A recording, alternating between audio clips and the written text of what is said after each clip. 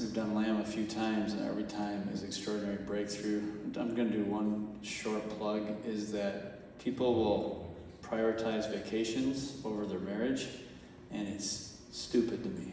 I love you all. I don't know if you do this or not. I'm not calling you stupid to your face. I'm saying it generally, but if it's you, take it. Because the reality being, we'll spend so much more money on vacation so we can go and relax, and we never really relax because there's so much inner turmoil and we're so screwed up that if we just spent the money to actually go to LAM, we could actually eventually enjoy a vacation. And I'm like, people are dumb. And so that's my plug. Don't be dumb. Go to LAM so you can enjoy your vacations. It's simple. So, I'm going to enjoy vacation more now after this one. That's just all there is to it. For me, the big breakthroughs came actually in my group, especially. Like, Carl messed me up, but it wasn't me he was messing up. It was, we were doing the 1, 2, 3 skidoo, and in our group, I don't think we did it properly at all. We just kept branching into different tools the whole time we were doing everybody's 1, 2, 3 skidoo, and it was super powerful, and Carl ended up just like sliding the book over, and in Carl's simple way, he's like, I think we should do that, breaking the soul ties for Jessica.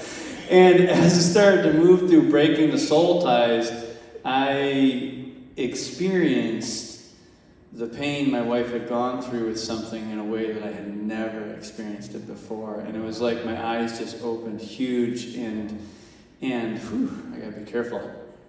And it was like that beautiful place of empathy and that beautiful place of Holy Spirit being like, I want you to experience your spouse's pain so that you know what they walked through, that you know what they went through, and that your heart will be knit more together with hers. And so, Carl, thank you for that tool, because everything was going normal and good, and then it went really deep in that moment, especially for me. And so that was huge. And then the funny one, the next one, was the sex challenge. This really got stuff moving, and I don't mean physically. For some of you, it got it physically moving. Kudos on that. But like, God is like, we both always will pray separately for that, and then come together with what we get. And I'm like, I'm giving God all these numbers, and none of them are right. And this is the number I settle on, 50. And I'm like, and I hear God being like, year of Jubilee and commemoration. And I'm like, so this is going to sound horrible, and maybe it is or isn't. I'm like, I don't want to have sex 50 days in a row. I'm like, that sounds horrible. That sounds painful. It doesn't sound fun. It sounds like the season when you're trying to make babies when you're younger, and your wife's like, I'm ovulating. And I'm like, I don't want to come home from work having sex before I go to work. I'm having sex on lunch. I'm having sex at night. It's not fun anymore. And I'm not kidding, I remember those seasons. And so I heard the 50, and what ended up happening, to keep this really short, is oh my God, I forgot we were supposed to keep this short. So the 50 actually brought something to the surface that created even more revelation and more connection. And it wasn't as much about having sex 50 times as it was about God revealing to me, I'll just keep it really simple by saying, the loneliness that Jessica had experienced for a very long season of our marriage in particular. And God just speaking to me saying, it's time to move into the place where she doesn't have to feel that loneliness or have to build alone. And so that was big for me. So yeah, I kept it together for that. So it's huge. This was huge. I loved this. This was a massive breakthrough for me. So. And there's our 3 minutes. You said 3 minutes a person, right? Yeah, so I think for me, there was a couple pieces going through some of the inner healing and understanding more deeply even my own pain, because sometimes, when you're in that mode of like carrying everything for your family and like, you don't have that time to stop and even think about how things have affected you. That without meaning to, you can sort of build these walls to compartmentalize things. And so for a while I've been saying, like, it's hard for me to feel you, God. It's like work for me to hear you and connect to you. And so it was really interesting, like when he brought up the 50, because my desire coming was for us to get more spiritual unity and get a regular habit of praying together and connecting spiritually. And I know we've had it and then we don't, and then we have it and we don't, and it's been very inconsistent. And I would always feel like inside, like, well, what if our sex life was like our prayer life?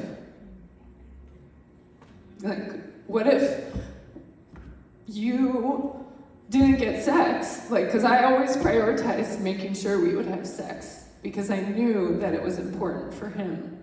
And so there was these gaps of months where we wouldn't connect spiritually and pray and be a brief thing.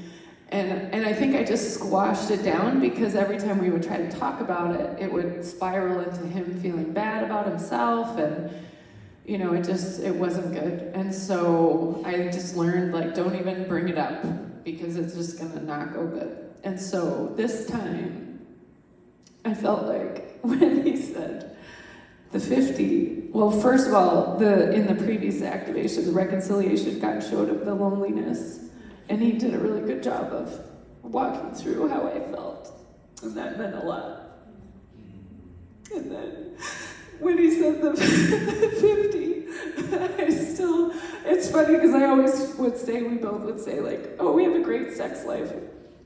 And I didn't really realize that I had, like, downgraded with the lack of emotional and spiritual connecting. I had kind of downgraded to just like a physical connection, and everything worked right and it was fine, but it was like losing its luster, if you will, And so when he said 50, like, I heard to walk and pray together every day, that it wasn't as much about sexual connection. And he heard 50 days of sex, and I was like instantly angry at God. And what it unearthed was this really deep, deep wound that went across the board in a lot of father relationships from a little girl, that I had even then looked at God, even though I've had father heart stuff a million times, but it was like came back around with all the harshness,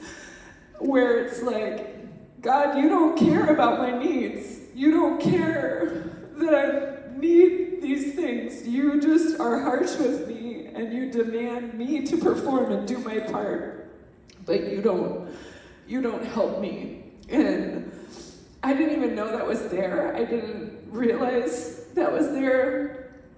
And it was really significant to expose that, and we prayed through that with the forgiveness tool, and just I really feel like my hope and my prayer, I feel like we connected so much more, and my hope and my prayer is that, like, going forward, this is a turning point for us of him feeling comfortable to pray with me and connect with me, but also us bringing Holy Spirit more again into our sex. And I feel like it's a testimony in progress, if you will, because I think last night our sex was like the worst we ever had. Or both of us. Yeah, our daughter was home, and she wasn't supposed to be home, and she was sick, and she needed attention, and it was like derailed in every way possible. And then my credit card was hacked and whatever. So I'm on the phone trying to, like, cancel my credit card, and it was just like, what the heck? But I think it was good that it wasn't just about having good sex. I think it was important to unearth the deeper spiritual struggles, and to acknowledge and be okay and have a safe place to acknowledge my need.